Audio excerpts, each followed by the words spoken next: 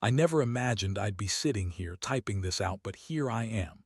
My name's Mark, and I've got a story that I think a lot of men might find familiar, or at least recognize some part of. It's about betrayal, trust shattered in a single night, and what I plan to do about it. It started pretty normally, honestly. We'd been together for 4 years, engaged for 6 months. I thought we had a plan, a future carved out. She was the kind of woman who looked like she had everything together: pretty, smart, charming, and seemingly loyal. I'd even told my friends I'd finally found someone I could really count on. We were supposed to get married in 3 months, and I was all in. Our engagement party was a big deal. I remember the smell of barbecue lingering in the air, the chatter of friends and family, glasses clinking. She looked stunning that night, all dressed up in that red dress she loved. I remember thinking, yeah, this is it. No doubts, no second guessing until I saw her. It was late in the evening, about an hour into the party. I was just inside the house talking to my cousin when I saw her across the room. She was with her boss, Tom, a guy I'd barely spoken to but had heard enough about. They were close, leaning in, whispering. She was laughing, a bright, genuine laugh that made my stomach lurch. I felt the first prick of something wrong, a suspicion I couldn't shake. Then I saw Tom reach out, touch her arm softly. She didn't pull away. She didn't even flinch. That's when I saw her hand. The damn ring was on her finger, but her other hand was resting on his chest, fingers splayed out like she was comfortable. My stomach dropped. My eyes went cold. I moved closer without making a scene. I could hear them talking, her voice soft but sure, like she was telling him a secret. The smell of her perfume, something floral, sweet, hit me hard. I felt a new wave of rage mixed with confusion. How could she do this at our party? At the moment, I'd been planning to show everyone how committed I was. I didn't want to believe it at first. Maybe I was imagining things. But then, Tom whispered something that sounded too intimate, and she laughed again, leaning in just a little. That's when I saw her hand slip into his pocket. She was subtly reaching for his phone. I clenched my fists so tight my knuckles went white. All I wanted was to march right up and confront her, but I held back. My mind raced, trying to process what I was seeing. I backed away, heart pounding so loud I was sure everyone could hear it. I went outside, breathing in the cool night air, trying to stay calm. But inside, the image burned into my mind. Her with her hand on him, her laugh, the way her body leaned into him like he was the only thing that mattered. I knew then that trust was dead. I had no idea how deep this went, how many other nights she'd been lying, or what stories she'd spun to hide it. But I knew it was over the second I saw her with him. It wasn't just a one-time slip. It was an understanding between them, a secret. She'd broken everything we built in that one moment right in front of my face. The worst part, she promised she'd be faithful. She swore she loved me, and that I was the only one. That night those words felt like hollow lies. I don't know how I kept from losing it right then. I just stood there watching, feeling the bile rise in my throat. I left the party early, saying I wasn't feeling well. The house felt different, cold, empty. That's when I started questioning everything. My future, the plans we made, her promises. If she could cheat at our celebration, our turning point, what was left to believe in? I was so furious I could barely breathe. And that's where I am now. It's been days and I haven't told her I know. I haven't confronted her yet. I'm just simmering here, plotting. I don't want to explode, but I want her to feel what I did that night. I want her to understand that this isn't just about a mistake. It's about trust, betrayal, and what happens when someone you love throws it all away in a second. I'll tell you all about my plan next. It's simple, cold, and calculated. But first, I need to figure out what I really want, because this changes everything I thought I knew about her. Later that night, after I finally got back to my apartment alone, I couldn't sleep. My mind kept replaying that moment. Her laugh, the way her hand slipped into his pocket, the way she looked so at ease, like she belonged with him. I kept asking myself how I missed the signs, how I let her get so close without noticing what was happening right in front of me. I poured myself a drink, a cheap whiskey I keep around for rough nights. The taste was bitter going down, just like everything else inside me. My palms were sweaty, the kind of sweat that feels like cold beads against your skin. I sat on the couch staring at the wall, feeling the weight of betrayal pressing down. That's when the plan started forming, slow and deliberate. I didn't want some reckless stunt that blow up in my face. No, I wanted something precise. Something that would hit her where it hurt without leaving me exposed. I was tired of being the fool. She promised fidelity, and she'd broken that promise right in front of my face. That meant I had to make her see the damage she caused. First, I needed proof. I wasn't just going to accuse her without any solid evidence. So I waited until she left for work the next morning. I had a feeling she'd be trying to hide her tracks, so I decided to do some digging. I turned on my computer, familiar with how quietly I could navigate her phone. I knew her password. She'd never changed it, thinking she was clever. I got into her messages, her social media, her emails, anything that could confirm what I saw. It didn't take long. I found a string of messages, mostly flirty, some downright inappropriate. There were photos, shots of her in bed with Tom, smiling like they shared some secret. I stared at the screen, my stomach twisting. How careless, how stupid she'd been. The evidence was undeniable. I printed out the messages and saved the photos, making sure I had everything I needed. I looked at the evidence and felt my jaw tighten. This was going to be my leverage. Next, I arranged a meeting with her boss, Tom. I wanted to see him face to face, to gauge his reaction, to let him know I wasn't going to be a pushover. I looked up his office number, called, and asked to meet. He agreed, probably thinking I was going to apologize or threaten him. Little does he know I've got plans for him too. When I confronted him, I kept my voice steady but cold. "You think you're going to get away with this?" I asked. He looked surprised, maybe even a little nervous. I laid out the evidence I had. "That's my wife you're messing around with. You're a piece of shit for doing this at my own engagement party." He just stared, trying to play it cool. "Look, man, I didn't mean for it to get out of hand. She's the one who came on to me." I cut him off. "Save it. You're not some victim. This isn't just some fling. I know everything." I handed him a copy of the messages, watching his face turn pale. "She's not innocent in this, and neither are you. I want her out of my life, and I want you to stay the hell away from her." He nodded, knowing I was serious. I told him to keep his distance and made him understand I wasn't going to be some pushover. That night, I felt a strange mix of relief and rage. I wasn't going to let her get away with this, not after she played me for a fool. The plan was coming together. I was going to make her feel the loss, the betrayal, in a way she'd never forget. I wanted her to realize what she had thrown away. I knew I had to be smart. This wasn't just about making her jealous or angry. It was about making her regret every lie, every betrayal, every innocent promise she'd broken. Next, I started thinking about how to make her regret her actions publicly. I knew I'd have to be subtle, precise. No reckless shouting, no shouting matches in the street. I wanted her to feel exposed, vulnerable, and most of all, betrayed. I planned to leave her with no doubt that I knew everything and that I wasn't going to tolerate this betrayal anymore. I spent the rest of the night strategizing.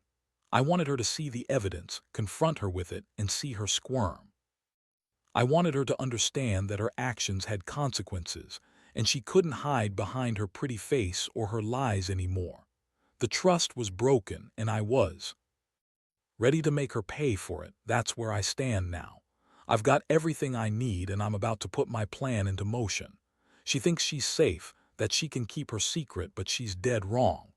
I'm going to make her see just how much she's lost, how much I'm willing to do to protect what's left of my dignity. Because when someone cheats at their engagement party, there's no coming back from that. The morning after I gathered everything I needed, I felt a strange calm settle over me, like I'd finally taken control of a situation that had spun out of my hands. I knew what I was going to do, and I was going to execute it perfectly. My mind kept circling back to that moment at the party, to her laugh and her careless touch on Tom's chest. That memory fueled my resolve. First thing, I called in sick to work. I needed the day to myself to prepare, to make sure everything was airtight. I brewed strong coffee, sat in my apartment with the evidence on my laptop, and mapped out my approach step by step. The thing was, I wanted her to feel what I'd felt: betrayed, humiliated, helpless. But I didn't want to go overboard. No shouting, no yelling, just calculated moves. I started by leaving the evidence, the photos and the messages, in a sealed envelope on her kitchen table. No note, just a simple, silent message. I knew she'd find it when she got home, probably during her lunch break. That's when I planned to make contact. I wanted her to believe I knew everything, that I was watching. I wasn't going to give her a chance to deny it or explain away her lies. Then I set up a fake social media account. It was easy enough. A throwaway email, a couple of fake pictures, a profile that looked legitimate but was totally anonymous. I sent her a message, something casual but pointed. I know what you did last night. We need to talk. That message sat in her inbox, waiting. The moment I saw her open it, and I was sure she would, I would make my move. While waiting, I started thinking about her reaction. I knew she'd be stunned, maybe even panicked. The truth was, I wanted her to panic. I wanted her to realize that I was no longer blind to her lies. I wanted her to understand she'd crossed a line she couldn't walk back from. When she came home that afternoon, I sat quietly in the living room, my stomach tight. She looked surprised to see me, but I could tell she'd already sensed something was wrong. She was tense, her eyes flickering nervously. I didn't say a word at first. I just watched her, waiting for her to crack. She finally broke the silence. "Hey, what's going on? Why do you look like you've seen a ghost?" I pulled the envelope from the table and handed it to her.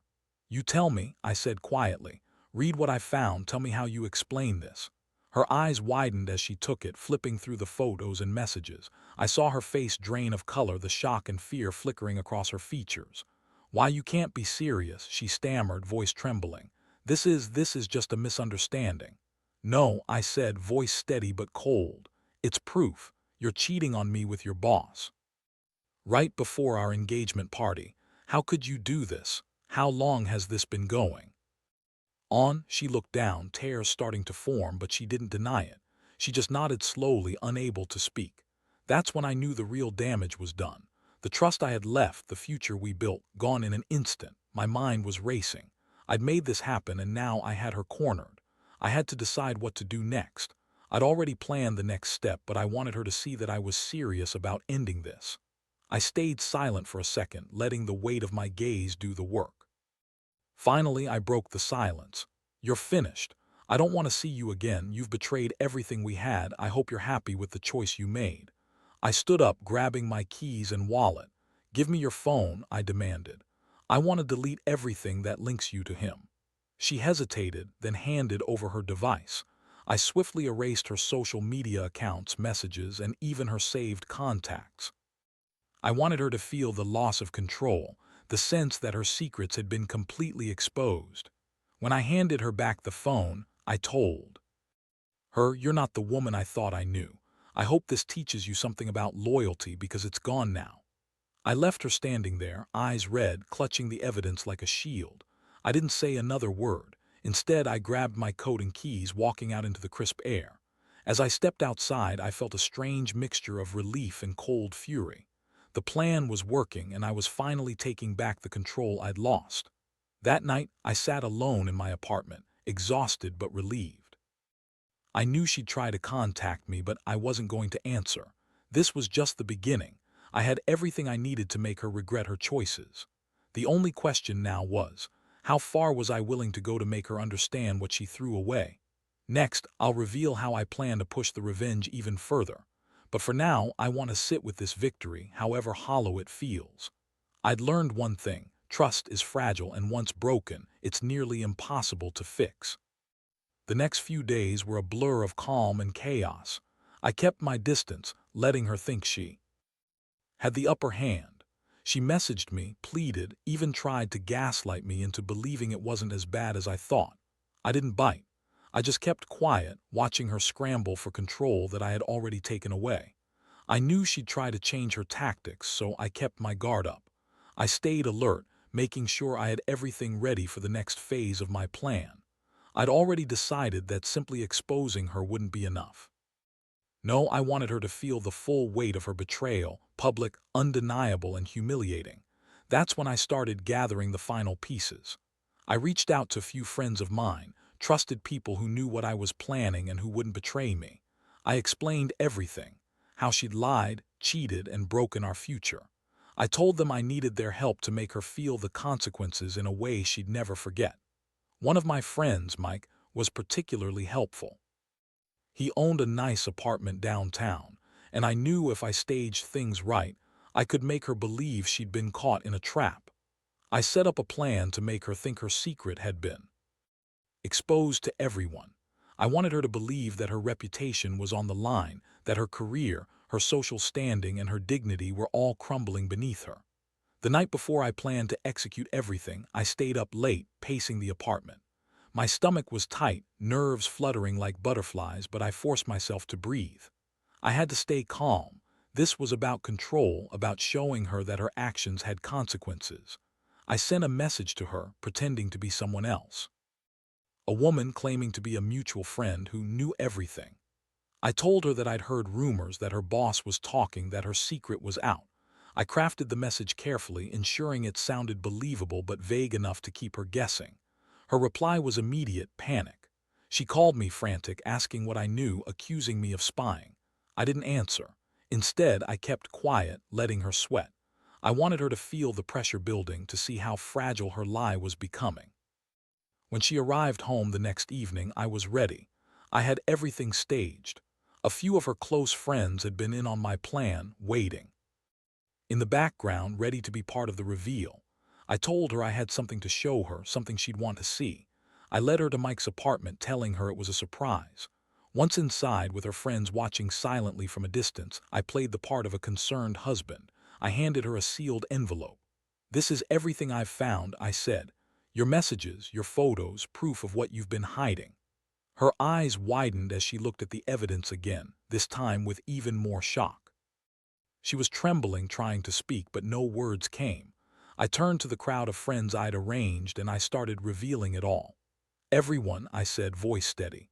"She's been cheating on me, right here, right now, for months, and she thought she could get away with it." A few gasps, some murmurs. She looked like the ground was giving way beneath her. Her face was pale and her hands shook uncontrollably. I saw the shame flicker in her eyes. That's when I knew I'd succeeded in making her see the truth publicly. "Look at her," I said, pointing at her trembling frame. "She's a liar, a cheat, and she's been hiding this for a long time, but it's over now. I want everyone here to remember, trust isn't something you take lightly. Once you betray it, there's no going back." She finally managed to choke out something, but I cut her off. "Save your excuses. You've had your chance. This is your punishment." I handed her a final note, a simple message: "You broke us. You don't get to fix it."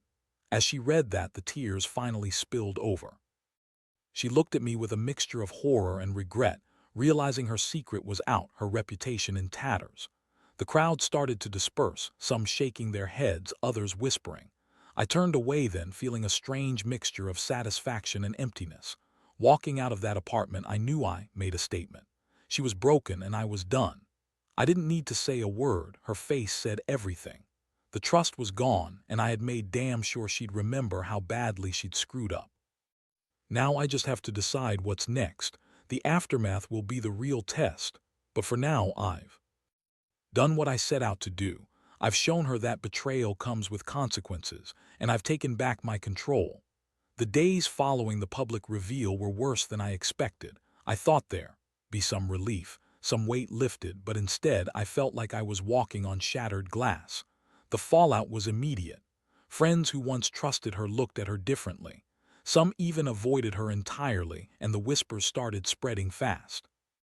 The repercussions hit harder than I'd planned, and honestly, a part of me felt sick watching her scramble, trying to hold onto what little dignity she had left. She called me a dozen times that night, begging, crying, accusing me of ruining her reputation. I didn't answer. I'd already made my point. My phone stayed silent while I sat in the dark, listening to her voice messages. Her voice was trembling, desperate. "Please, just talk to me. I didn't mean for it to get this out of hand. I love you, please don't do this." It was a sickening sound.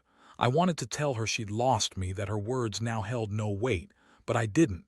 Instead, I let her stew in her own panic, knowing she'd never forget what I did. I wanted her to feel the fallout, because betrayal isn't just about sneaking around, it's about the destruction of trust, the shattering of everything they once believed in. The next morning, I finally decided to go see her. I needed to look her in the eyes and confirm what I already knew. She'd broken everything. I went to her apartment and she was sitting on the couch, eyes red, clutching her phone like a lifeline. When I walked in, she flinched like I was some ghost from her past. "Why are you here?" she asked, voice barely above a whisper. "Just to see how you're holding up," I said, voice carefully measured. "And to tell you that I'm done, completely. I'm not coming back. You've burned that bridge." She looked away, tears streaming down her face. "Please, Mark, I didn't mean for it to go this far. I was stupid. I was reckless, but I love you. I didn't want to hurt you." I stared at her, feeling a mix of disgust and pity. "Love doesn't cheat," I said coldly.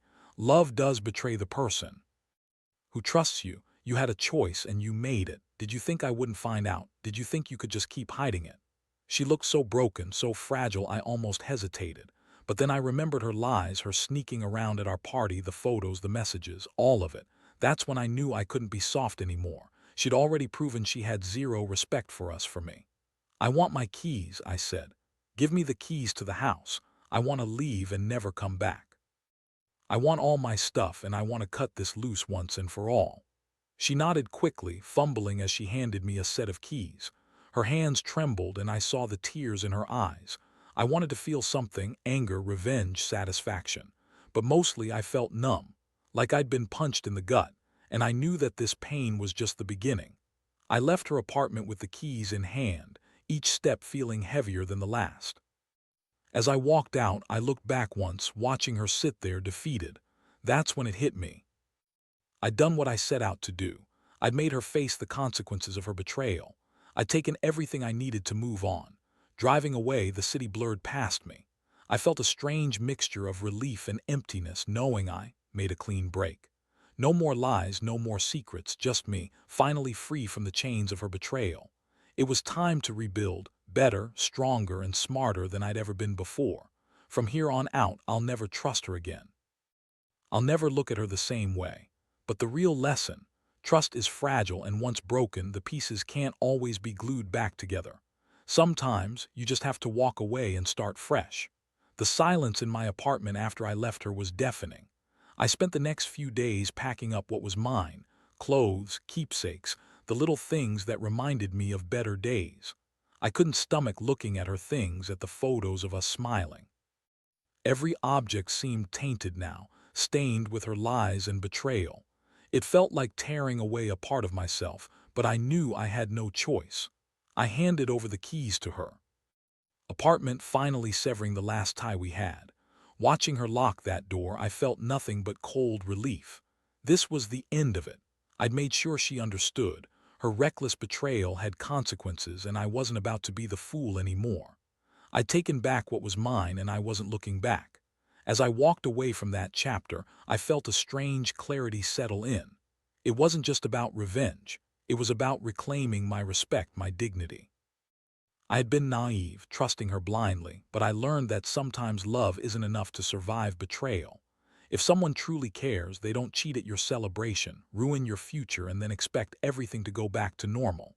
I now see things more clearly. Trust is fragile, yes, but so is self-respect. If you give someone everything and they throw it away for a moment of selfishness, you have to decide if it's worth fighting for or better to walk away. For me, it was the latter. I chose to walk, to rebuild from the ashes. Looking back, I realize I've grown stronger. The pain was sharp, but in the end, it sharpened me. I understand now that sometimes you have to take control, even if it means burning bridges. Because holding on to someone who betrays you is like clutching onto smoke, futile and destructive. My advice to anyone reading this: trust is earned, not given freely. When you see the first red flags, don't ignore them. And if betrayal happens, don't hesitate to take control. Revenge isn't about causing pain for its own sake. It's about reclaiming your power, your dignity. Sometimes the best revenge is walking away with your head held high. So here I am, finally free. I've handed over the keys, closed the door on the past, and begun the long journey of healing. It's not easy, but I know I'll be better for it. Trust, once broken, can be rebuilt, but only if the foundation is strong enough. And sometimes walking away is the only way to build that new foundation. The lesson: never let someone else decide your worth. Take charge, stand tall, and trust yourself.